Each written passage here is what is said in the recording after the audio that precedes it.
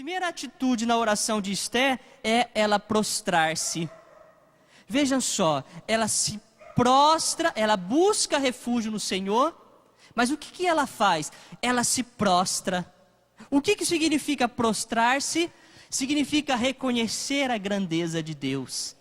Porque uma das formas para nós reconhecermos a grandeza de Deus, sabe como que é?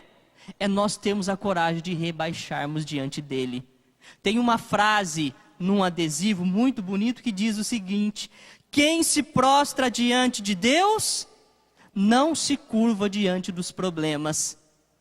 Repito, quem se prostra diante de Deus, não se curva diante dos problemas. E Esther, uma vez que ela está diante de um problema terrível, de um problema impossível de ser resolvido para ela e para o povo judeu, o que ela faz? Ou ela se curva diante do problema e espera a morte chegar, ou ela se prostra diante de Deus e vai reconhecer a grandeza dele. Vai reconhecer que ele é Deus, que ele é o Senhor, que ele é o Todo-Poderoso, que tudo pode para aqueles que confiam nele. Por isso a Esther diz: olha, aonde está? Eu ouvi dos livros dos meus antepassados que tu libertas, Senhor. Então ela confia, ela sabe e por isso busca refúgio. Uma vez que ela se prostra, ela faz o quê? Bendiz a Deus. Vejam só que mulher corajosa. Ela poderia já chegar lá e fazer a oração da lamuriação. Você sabe o que é a oração da lamuriação? Ai, Senhor, eu estou assim, estou assado, estou cheio de problema, estou isso, estou com aquilo. Chega diante de Jesus só para falar dos problemas. E fica lamuriando, lamuria 1 hora, 2 horas, 3 horas, e chora, e grita, e esperneia. E Senhor, o Senhor tem que resolver, o Senhor tem que resolver, o Senhor tem que resolver, e tem que resolver. E sai da oração chorando e brigando com Deus, porque Deus ainda não resolveu. Esta mulher, ela não vai para a oração para ficar lamuriando diante de Deus. As suas primeiras palavras já são palavras de louvor. As suas primeiras palavras já são bendizendo a Deus, agradecendo a Deus pelos benefícios, agradecendo a Deus por tudo aquilo que Deus já havia feito na vida dela. Por isso que a primeira atitude na oração é bendizer a Deus. E tem uma outra frase também que eu gosto muito. Sabe aquela não diga não fale os teus grandes problemas para Deus, mas fale para os seus problemas. O grande Deus que você acredita, não é mais ou menos assim, mas o sentido é o mesmo. Vocês já ouviram esta frase? Tem pessoas que vão para a oração só para contar para Deus o tamanho dos seus problemas. Mas nunca tem a coragem de falar para Deus, ou melhor, falar para os problemas a grandeza do seu Deus. E é isso que a rainha Esther está fazendo. A rainha Esther está diante de Deus, mostrando para os seus problemas que Ele é muito maior. Ela inverteu a oração. Ela não fez oração de lamuriação. Pelo contrário, ela foi lá e disse: problemas, o meu Deus, o Deus que eu acredito, é muito maior do que vocês. Jesus Cristo fez a mesma coisa. Se vocês lembram da multiplicação dos pães, e se vocês lembram da ressurreição de Lázaro, Jesus Cristo fez a mesma coisa. Esther está numa situação impossível de ser resolvida. Jesus Cristo, na multiplicação dos pães, está numa situação impossível de ser resolvida. Na ressurreição de Lázaro, está numa situação impossível de ser resolvida. Os discípulos se aproximam de Jesus e dizem: olha, não temos pão e não temos dinheiro, e mesmo que tivéssemos dinheiro, não temos lugar onde comprar. Estamos no meio do deserto. Tem como resolver isto? Vamos dar areia para o pessoal comer?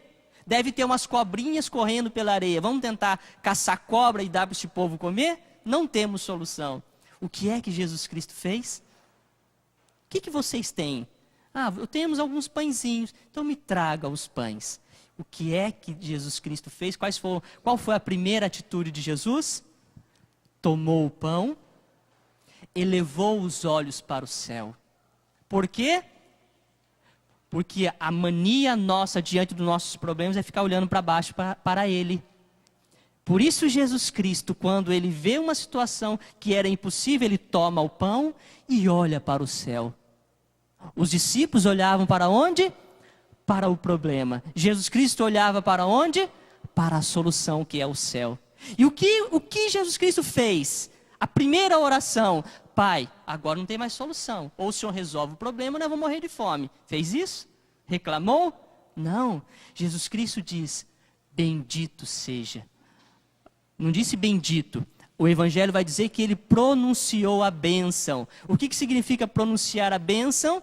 Pronunciar a bênção é um ato de agradecimento, de reconhecimento de todos os benefícios de Deus na vida do seu povo, que era pronunciado pelos judeus na hora da fração do pão. Então Jesus Cristo está bendizendo a Deus. No momento de situação impossível, o que se deve fazer? Bendizer a Deus. Ressurreição de Lázaro. Jesus Cristo está diante do túmulo de Lázaro. Já está há 4 dias.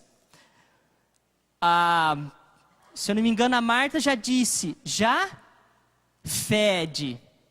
Olha lá depois também no Evangelho, já fede. E o que Jesus Cristo fez? Abra o túmulo. Primeira coisa, elevou os olhos. E depois disse: Pai, eu te louvo porque eu sei que tu me ouves. Eu te louvo porque eu sei que tu me ouves. Olha, volte no Evangelho e veja as atitudes de oração de Jesus. Primeiro ato na oração é o reconhecimento e a certeza de que Deus ouve. Assim fez Esther, assim fez Jesus Cristo. Numa situação que parece ser impossível, voltar os olhos para o céu e dizer: bendito sejas o Senhor, pela manifestação do Senhor da minha vida. Mas tem um outro segredo muito importante de Esther que eu quero te dizer. Qual é a fonte que alimenta? Qual é a fonte que alimenta a oração de Esther? Qual é a fonte que sustenta a confiança de Esther? Qual é a fonte? Onde está a fonte? É uma fonte que nós temos em nossas mãos e pouco usamos. Vejam só Esther quando diz assim: Senhor, eu ouvi dos livros dos meus antepassados. Qual é a fonte que alimenta a confiança de Esther? A Bíblia. Uma vez que ela lê as Sagradas Escrituras e descobre nas Sagradas Escrituras as promessas de Deus, o que ela pode dizer? Eu li. E ela disse assim, o que ela leu? Que tu libertas, Senhor, até o fim, todos os que te são caros. Então vejam só, esta mulher se aproxima para a oração, mas se aproxima imbuído, cheio das promessas de Deus. Recordando as promessas de Deus, conhecendo as promessas de Deus, e uma vez que ela vai para a oração, ela diz: eu ouvi dos livros dos meus pais. Ou seja, uma mulher que vai para a oração sabendo a Bíblia de cor.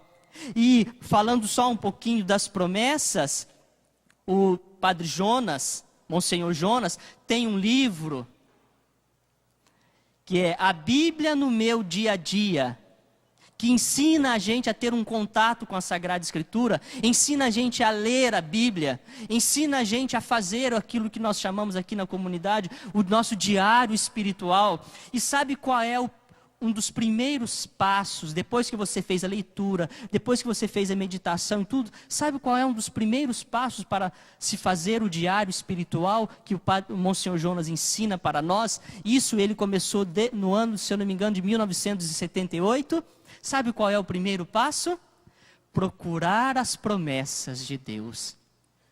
Quem está repleto da promessa de Deus, vai oferecer a Deus uma oração de confiança e não uma oração de lamuriação. Por isso que o Padre Jonas já começa com a gente, ensinando nós da comunidade Canção Nova, dizendo: olha, comece pelas promessas, porque Deus que prometeu é um Deus fiel e cumpre. E nós precisamos, como ele diz lá, e nós não precisamos só conhecer as promessas, mas nós precisamos gravar nos nossos corações, para que nos momentos de dificuldades a gente recorde dessas nossas promessas. Esther é uma mulher que está cheia da promessa de Deus. Quem está cheio da promessa de Deus não vai para a capela para fazer oração de lamuriação, de murmuração nunca, porque confia em Deus. E neste tempo da quaresma é o tempo de nós resgatarmos o quê? A nossa oração de confiança, a nossa oração num Deus que tudo pode em nossas vidas. Não importa as situações em que nós vivemos, o importa é que Ele é Deus. Padre, mas e se eu rezar e Deus não fizer nada? Ele não deixa de ser Deus, porque o Evangelho também vai ensinar para nós algo que é muito importante. E assim eu já vou fechando a nossa homilia. O Evangelho, não sei se vocês perceberam no Evangelho, o Evangelho nos dá também uma garantia, não dá? O Evangelho é uma promessa para nós. Pede que você recebe, bata que a porta vai ser aberta, procure que você vai encontrar. É uma garantia, é uma certeza. Só que nós muitas vezes paramos nessa certeza e esquecemos de perceber que o Evangelho, ele faz sempre a relação de dois tempos verbais. Qual é os dois tempos verbais presentes no Evangelho? Vocês perceberam? Bata e será aberto. Peça e recebereis. A relação é presente, futuro. Não é presente. Nós não podemos pensar que nós vamos rezar e as coisas já vão acontecer agora. O Evangelho não diz, peça que imediatamente você vai receber. Procure que imediatamente você vai encontrar.